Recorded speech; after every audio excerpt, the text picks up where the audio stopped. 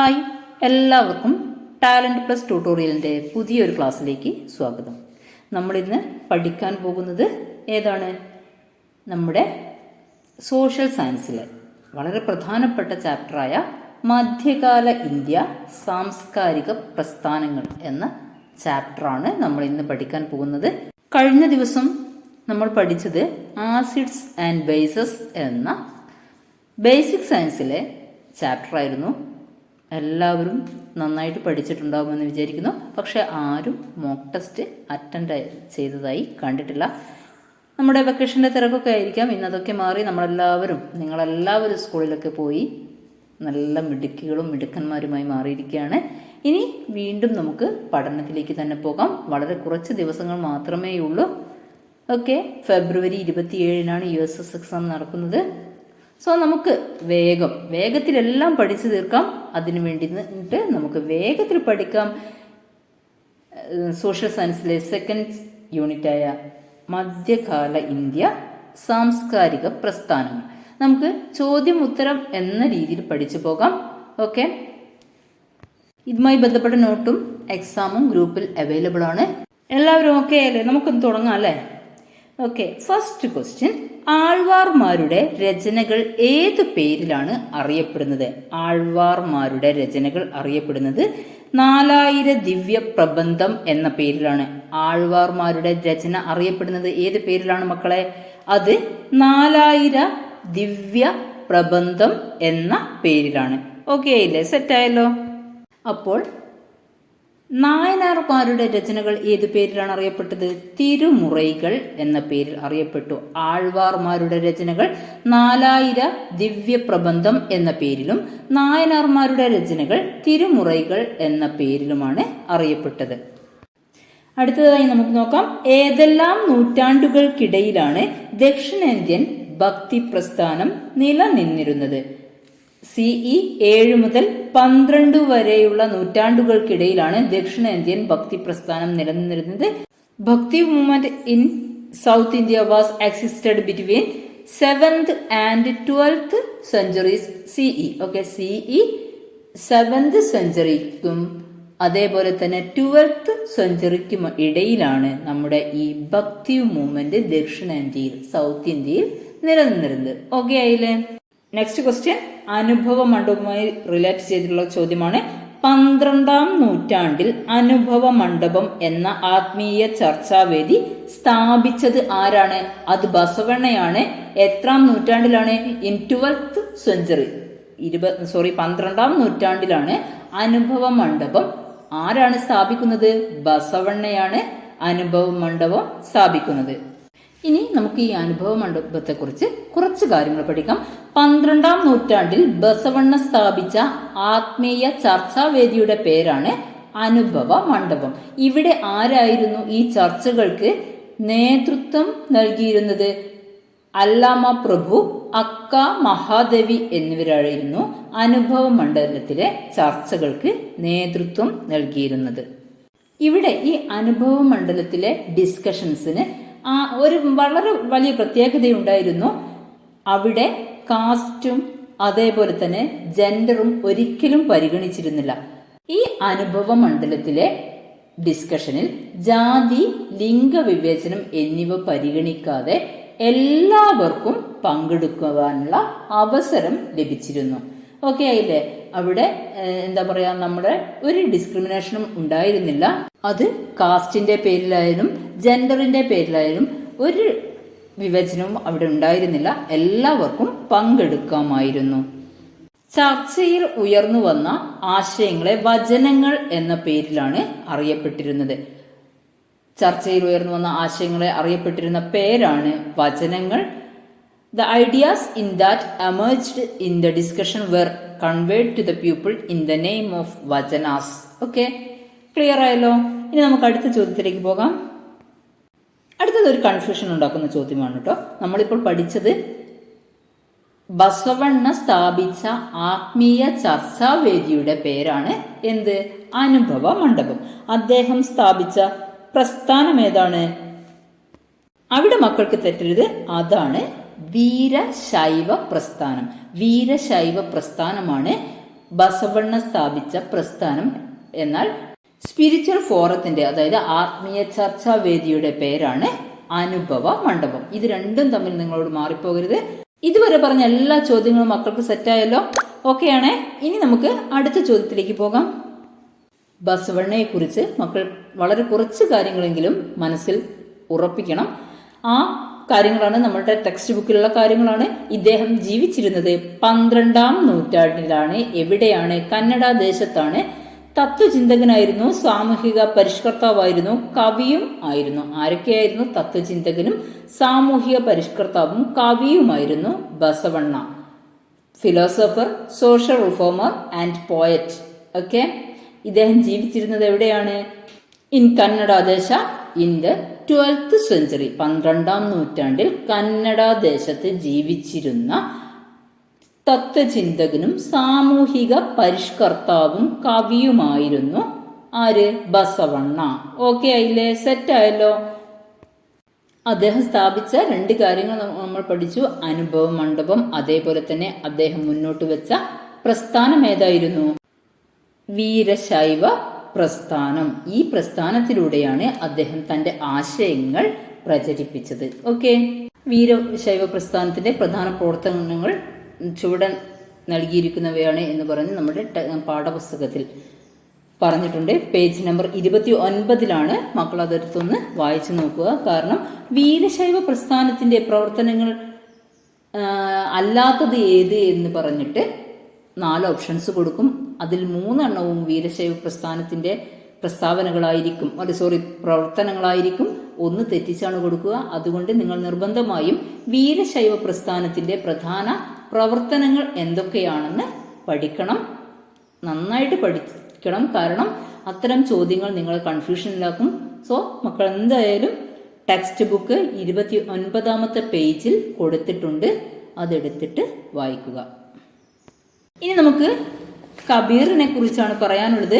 മാനവ മൈത്രിയുടെ പ്രചാരകൻ, പ്രൊപ്പഗേറ്റർ of human harmony. കബീറിന്റെ കീർത്തനങ്ങൾ അറിയപ്പെട്ടിരുന്നത് ഏത് പേരിലാണ്? ദോഹകൾ. ദോഹകൾ എന്ന പേരിലാണ് കബീറിന്റെ കീർത്തനങ്ങൾ അറിയപ്പെട്ടിരുന്നത്. ഹിന്ദു മുസ്ലിം സാഹോദര്യത്തിനു വേണ്ടി പ്രവർത്തിച്ചിരുന്ന ആളായിരുന്നു കബീർ. ഒരേ മണ്ണുകൊണ്ടുണ്ടാക്കിയ 2 പാത്രങ്ങളാണ് ഹിന്ദുവും മുസൽമാനും എന്ന് ഓർമ്മിപ്പിച്ച വ്യക്തിയാണ് കബീർ. കബീർ എവിടെ ജീവിച്ചിരുന്ന ആളായിരുന്നു? 15-ാം നൂറ്റാണ്ടിലായിരുന്നു അദ്ദേഹം ജീവിച്ചിരുന്നത്. വടക്കേ ഇന്ത്യയിലായിരുന്നു. ഇന്നത്തെ ഉത്തർപ്രദേശിലാണ് അദ്ദേഹം 15-ാം നൂറ്റാണ്ടിൽ ജീവിച്ചിരുന്നത്.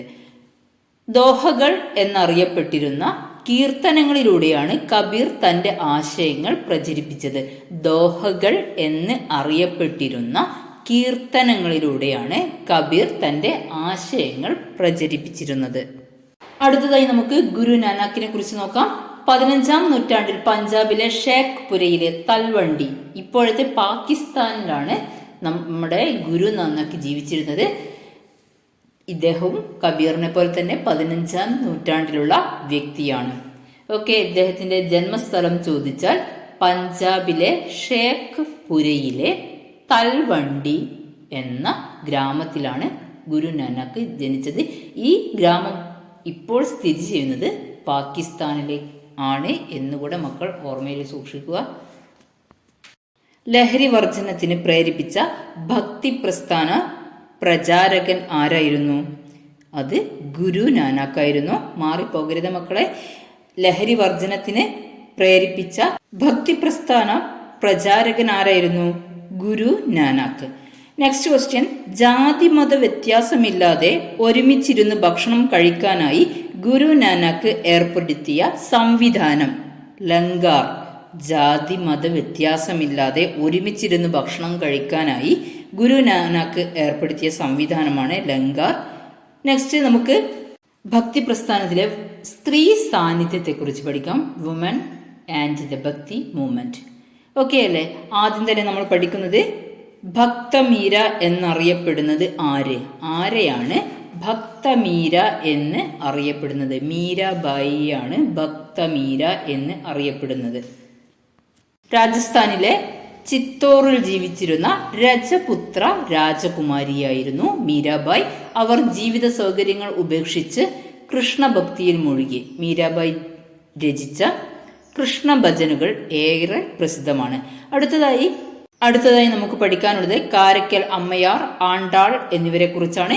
ഇവർ തമിഴ്നാട്ടിലെ പ്രശസ്തരായ ഭക്ത കവിയിത്രികളായിരുന്നു. ഇവിടെ ഒരു ചോദ്യം നമുക്ക് എക്സ്ട്രാ പഠിക്കാം. കവിയുടെ സ്ത്രീലിംഗ പദം ഏതാണ്? കവിയുടെ സ്ത്രീലിംഗ പദമാണ് കവയിത്രി. കവയിത്രി എന്നതാണ് കവിയുടെ സ്ത്രീലിംഗ പദം. ഓക്കെ, നെക്സ്റ്റ് നമുക്ക് നോക്കാം. വീരശൈവ പ്രസ്ഥാനത്തിലെ പ്രമുഖയായ പ്രമുഖയായ വനിതയായിരുന്നു അക്ക മഹാദേവി. വീരശൈവ പ്രസ്ഥാനത്തിലെ പ്രമുഖയായിരുന്നു അക്ക മഹാദേവി. സ്ത്രീകൾ നേരിട്ടിരുന്ന സാമൂഹികവും ആത്മീയവുമായ അടിച്ചമർത്തലുകൾക്കെതിരെ നടന്ന ചർച്ചകൾക്ക് വീരശൈവ പ്രസ്ഥാനത്തിൽ നേതൃത്വം നൽകിയ വ്യക്തിയായിരുന്നു അക്ക മഹാദേവി. അതേപോലെ തന്നെ നമ്മുടെ പാഠഭാഗത്ത് പറയുന്നു, മഹാരാഷ്ട്രയിലെ ബഹിനാബായ്, സൊയ്റാബായ്, കാശ്മീരിലെ ലാൽ ദേവ് തുടങ്ങിയവരും ഭക്തിപ്രസ്ഥാനത്തിന്റെ വളർച്ചയ്ക്ക് സംഭാവന നൽകിയവരാണ്. മഹാരാഷ്ട്രയിലെ ഭക്തിപ്രസ്ഥാനത്തിന്റെ വളർച്ചയ്ക്ക് സംഭാവന നൽകിയവരിൽ പ്രധാനികളായ വനിതകൾ ആരൊക്കെയെന്ന് ചോദിച്ചാൽ ബഹിനാബായ്, സൊയ്റാബായ് എന്നിവരായിരുന്നു മഹാരാഷ്ട്രയിലെ ഭക്തിപ്രസ്ഥാനത്തിലെ പ്രധാനപ്പെട്ട സ്ത്രീ സാന്നിധ്യങ്ങൾ. അതേപോലെ തന്നെ കാശ്മീരിലെ ലാൽ ദേവ് ഭക്തിപ്രസ്ഥാനത്തിലെ ഭക്തിപ്രസ്ഥാനത്തിന്റെ വളർച്ചയ്ക്ക് വളരെ നല്ല രീതിയിൽ സംഭാവന നൽകിയ വ്യക്തിയാണ്. മക്കളെ, ഇനി നമുക്ക് പഠിക്കാനുള്ളത് സൂഫി പ്രസ്ഥാനത്തെ കുറിച്ചാണ്. അതുമായി ബന്ധപ്പെട്ട കുറച്ച് പ്രധാനപ്പെട്ട ചോദ്യങ്ങൾ ഞാൻ നിങ്ങൾക്ക് പറഞ്ഞു തരാം. സൂഫികളുടെ താമസ സ്ഥലത്തിന്റെ പേരെന്താണ്? ഖാൻഗാഹുകൾ എന്നാണ് സൂഫികളുടെ താമസ സ്ഥലത്തിന്റെ പേര്. സിൽസിലകൾ എന്നറിയപ്പെടുന്നതോ? സൂഫി വിഭാഗങ്ങളെയാണ് സിൽസിലകൾ എന്ന് അറിയപ്പെട്ടിരുന്നത്. സൂഫി ഭക്തിഗാനങ്ങൾ അറിയപ്പെട്ടിരുന്ന പേരാണ് ഖവ്വാലി എന്നറിയപ്പെട്ടിരുന്നത് സൂഫി ഭക്തി ഗാനങ്ങളെയാണ്. ഇനി നമ്മൾ നോക്കുന്നത്, നമ്മുടെ പാഠപുസ്തകത്തിൽ ഒരു ടേബിൾ കൊടുത്തിട്ടുണ്ട്. സൂഫി വര്യന്മാർ, അല്ലെങ്കിൽ അവരുമായി ബന്ധപ്പെട്ട പ്രദേശങ്ങൾ. അത് കൃത്യമായിട്ട് പഠിക്കുക. കാരണം ടേബിളിൽ കൊടുത്ത കാര്യങ്ങൾ ചോദിക്കാനുള്ള സാധ്യത കൂടുതലാണ്. സൂഫി വര്യന്മാർ, അവരുമായി ബന്ധപ്പെട്ട പ്രദേശങ്ങൾ പറയാം. ഷെയ്ഖ് ഷിഹാബുദ്ദീൻ സുഹ്റവർദി, അവരുമായി ബന്ധപ്പെട്ട സ്ഥലമാണ് സിൽഹറ്റ്. ഷെയ്ഖ് ഷിഹാബുദ്ദീൻ സുഹ്റവർദി. നെക്സ്റ്റ് ഷെയ്ഖ് നിസാമുദ്ദീൻ ഔലിയ, ഡൽഹിയുമായി ബന്ധപ്പെട്ട വ്യക്തിയാണ് ഷെയ്ഖ് നിസാമുദ്ദീൻ ഔലിയ. നെക്സ്റ്റ് ഖാജ മൊയിനുദ്ദീൻ ചിസ്തി, അജ്മീർ എന്ന പ്രദേശവുമായി ബന്ധപ്പെട്ട പ്രധാന സൂഫിവര്യനാണ് ഖാജ മൊയിനുദ്ദീൻ ചിസ്തി. നെക്സ്റ്റ് ക്വസ്റ്റ്യൻ, സൂഫി ഗുരുവിന്റെ അനുയായികൾക്ക് പറയുന്ന പേരെന്താണ്? മുരീദ് എന്നാണ് സൂഫി ഗുരുവിന്റെ അനുയായികൾക്ക് പറയുന്ന പേര്. അടുത്തതായി നമ്മൾ പഠിക്കേണ്ട ഭാഗമാണ് പ്രാദേശിക ഭാഷകളിലുണ്ടായ പ്രധാന സാഹിത്യ കൃതികളും രചയിതാക്കളും. മക്കൾ അതെന്ത് ചെയ്യണം? നിങ്ങളുടെ പാഠപുസ്തകത്തിൽ 36-ാം പേജിൽ ഒരു ടേബിളായിട്ട് കൊടുത്തിട്ടുണ്ട്. അത് എടുത്ത് വായിച്ച് പഠിക്കുക. ഓക്കെ അല്ലേ? എല്ലാവരും ചെയ്യില്ലേ? ഓക്കെ, എല്ലാവരും ചെയ്യണേ. കാരണം അവിടെ നിന്നൊക്കെ ചോദ്യങ്ങൾക്കുള്ള സാധ്യത കൂടുതലാണ്. പിന്നെ പാഠപുസ്തകത്തിൽ 38-ാം പേജിൽ നൽകിയിരിക്കുന്ന മധ്യകാല ഇന്ത്യയിൽ ജീവിച്ചിരുന്ന പ്രധാനപ്പെട്ട ഭക്തി സൂഫി പ്രചാരകർ, അവരെ ഉൾപ്പെടുത്തിയിട്ടുള്ള ഒരു ഫോട്ടോ നമ്മുടെ പാഠപുസ്തകത്തിൽ 38-ാം പേജിൽ നൽകിയിട്ടുണ്ട്. അതും കൃത്യമായിട്ട് വായിക്കുക. കാരണം നമ്മൾ പഠിച്ച കാര്യങ്ങൾ മുഴുവൻ ആ ചാർട്ടിൽ ഉൾപ്പെടുത്തിയിട്ടുണ്ട്. സോ മക്കളത് നന്നായിട്ട് നോക്കി മനസ്സിലാക്കുക. ഓക്കെ അല്ലേ? ഇനി ഞാൻ നിങ്ങൾക്ക് കുറച്ച് ചോദ്യങ്ങൾ പറഞ്ഞു തരാം. ഇതെല്ലാം PDF ആയിട്ട് ഗ്രൂപ്പിൽ നൽകിയിട്ടുണ്ട്. ഓക്കെ, എല്ലാവരും റെഡി അല്ലേ? ചോദ്യം ഉത്തരം എന്ന രീതിയിൽ മാത്രമേ, എക്സ്പ്ലനേഷൻ ഒന്നും ഉണ്ടാവില്ല. ചോദ്യവും ഉത്തരവും പഠിക്കുക. ഇതുമായി ബന്ധപ്പെട്ട ഒരു മോക്ക് ടെസ്റ്റും ഗ്രൂപ്പിൽ നടത്തുന്നതാണ്. ഓക്കെ അല്ലേ? പെരുമാൾ തിരുമൊഴി എന്ന കൃതിയുടെ രചയിതാവ് ആരാണ്? കുലശേഖര ആഴ്വാറാണ് പെരുമാൾ തിരുമൊഴി എന്ന കൃതി രചിച്ചത്. ബന്ധം നോക്കി വിട്ട ഭാഗം പൂരിപ്പിക്കുക. ആഴ്വാൻമാർ. അതിന് കണക്റ്റഡ് ആയിട്ട് കൊടുത്തത് വിഷ്ണു ഭക്തർ എന്നതാണ്. നായനാർമാർ ആരുമായി ബന്ധപ്പെട്ടിരിക്കുന്നു? ശിവഭക്തരാണ് നായനാർമാർ. ഓക്കെ അല്ലേ? ഭക്തി പ്രസ്ഥാനം ഒരു ജനകീയ പ്രസ്ഥാനമായി രൂപം കൊണ്ടത് എവിടെയാണ്? തമിഴ്നാട്. ഭക്തി പ്രസ്ഥാനം ഒരു ജനകീയ പ്രസ്ഥാനമായി രൂപം കൊണ്ടത് എവിടെയാണ്? തമിഴ്നാട്ടിലാണ്. അടുത്തത് കുറച്ച് പ്രസ്താവനകളാണ്. താഴെ നൽകിയിരിക്കുന്ന പ്രസ്താവനകളിൽ ശരിയായവ ഏതെല്ലാം? ആഴ്വാർമാരുടെ രചനകൾ 4000 ദിവ്യപ്രബന്ധം എന്ന് അറിയപ്പെട്ടു. ഞാൻ വായിക്കുന്നത് കൃത്യമായിട്ട് നിങ്ങൾ മനസ്സിലാക്കിയിരിക്കണം. സെക്കൻഡ് പോയിന്റ്, പെരിയാഴ്വർ, നമ്മാഴ്വർ, ആണ്ടാൾ എന്നിവർ വിഷ്ണു ഭക്ത കവികളായിരുന്നു. മൂന്നാമത്തെ സ്റ്റേറ്റ്മെന്റ്, കാരക്കൽ അമ്മയാർ, കുലശേഖര ആഴ്വാർ, മാണിക്ക വാസകർ എന്നിവർ ശിവഭക്ത കവികളായിരുന്നു. ഇവിടെ ഈ പറഞ്ഞ 3 പ്രസ്താവനകളും ശരിയാണ്. തെറ്റ് കണ്ടെത്താനായിരുന്നു, ഏതാണ് ശരി എന്ന് കണ്ടെത്താനായിരുന്നു. പക്ഷേ ഇവിടെ പറഞ്ഞ 3 പ്രസ്താവനകളും ശരിയാണ്. PDF ഗ്രൂപ്പിലുണ്ട്, നിങ്ങളത് ഒന്ന് വായിക്കണം. ഞാൻ ഈ ഓഡിയോ കേട്ടിട്ട് അത് വായിക്കുമ്പോൾ മക്കൾക്ക് കൃത്യമായിട്ട് മനസ്സിലാക്കാൻ പറ്റും. ഓക്കെ. അനുഭവ മണ്ഡപം എന്ന ചർച്ചാവേദി സ്ഥാപിച്ചത് ആരാണ്? ബസവണ്ണ. നെക്സ്റ്റ്, അനുഭവ മണ്ഡപത്തിലെ ചർച്ചയിൽ ഉയർന്നു വന്ന ആശയങ്ങൾ അറിയപ്പെട്ടിരുന്നത് ഏത് പേരിലാണ്? വചനങ്ങൾ. വചനങ്ങൾ എന്ന പേരിലാണ് അനുഭവ മണ്ഡപത്തിലെ ചർച്ചയിൽ ഉയർന്നു വന്നിരുന്ന ആശയങ്ങൾ അറിയപ്പെട്ടിരുന്നത്. നെക്സ്റ്റ്, വീരശൈവ പ്രസ്ഥാനം ആരുമായി ബന്ധപ്പെട്ടിരിക്കുന്നു? അതും ബസവണ്ണയുമായി ബന്ധപ്പെട്ട പ്രസ്ഥാനമാണ്. വീരശൈവ പ്രസ്ഥാനം ബന്ധപ്പെട്ടിരിക്കുന്നത് ബസവണ്ണയുമായിട്ടാണ്. അടുത്തത് നമുക്ക് നോക്കാം. ഞാൻ 2-3 പ്രസ്താവനകൾ വായിക്കാം. ഒന്നാമത്തെ പ്രസ്താവന, 12ാം നൂറ്റാണ്ടിൽ കന്നഡ ദേശത്ത് ജീവിച്ചിരുന്ന തത്വചിന്തകനായിരുന്നു ബസവണ്ണ. ഈ പ്രസ്താവന ശരിയാണ്. ബസവണ്ണയുമായി ബന്ധപ്പെട്ട പ്രസ്താവനയാണ്. 12ാം നൂറ്റാണ്ടിൽ കന്നഡ ദേശത്ത് ജീവിച്ചിരുന്ന തത്വചിന്തകനായിരുന്നു ബസവണ്ണ എന്നത്. നെക്സ്റ്റ് സ്റ്റേറ്റ്മെന്റ്, ബ്രാഹ്മണ മേധാവിത്വത്തെയും വേദങ്ങളുടെ പ്രാമാണികതയെയും ഇദ്ദേഹം ചോദ്യം ചെയ്തു. ഇതും ബസവണ്ണയുമായി ബന്ധപ്പെട്ട പ്രസ്താവനയാണ്. നെക്സ്റ്റ്, അതായത് അടുത്ത പ്രസ്താവന എന്താണ്? ഈശ്വര ആരാധനയ്ക്ക് ഇടനിലക്കാർ ആവശ്യമുണ്ട് എന്ന പ്രസ്താവന ബസവണ്ണയുമായി ബന്ധമില്ലാത്ത പ്രസ്താവനയാണ്. ഏകദൈവ വിശ്വാസം പ്രോത്സാഹിപ്പിച്ചു. ഇത് ബസവണ്ണയുമായി റിലേറ്റഡ് ആയിട്ടുള്ള ഒരു സ്റ്റേറ്റ്മെന്റ് ആണ്. അപ്പോൾ 3 സ്റ്റേറ്റ്മെന്റുകൾ ബസവണ്ണയുമായി ബന്ധപ്പെട്ടിട്ടുണ്ട്. അത് ഏതൊക്കെയാണ് ഒന്നുകൂടെ പറയാം. 12ാം നൂറ്റാണ്ടിൽ കന്നഡ ദേശത്ത് ജീവിച്ചിരുന്ന തത്വചിന്തകനായിരുന്നു ബസവണ്ണ. ബ്രാഹ്മണ മേധാവിത്വത്തെയും വേദങ്ങളുടെ പ്രാമാണികതയെയും അദ്ദേഹം ചോദ്യം ചെയ്തു. പിന്നെ ഏകദൈവ വിശ്വാസം പ്രോത്സാഹിപ്പിച്ചു. നെക്സ്റ്റ് ക്വസ്റ്റ്യൻ, നായനാന്മാരുടെ രചനകൾ അറിയപ്പെട്ടിരുന്നത് തിരുമുറൈകൾ എന്ന പേരിലാണ്. ഭക്തി പ്രസ്ഥാനത്തിന്റെ പ്രചാരകനായിരുന്ന കബീറിന്റെ കാലഘട്ടം ഏതായിരുന്നു? 15ാം നൂറ്റാണ്ട്. 15ാം നൂറ്റാണ്ടാണ് ഭക്തി പ്രസ്ഥാനത്തിന്റെ പ്രചാരകനായിരുന്ന കബീറിന്റെ കാലഘട്ടം.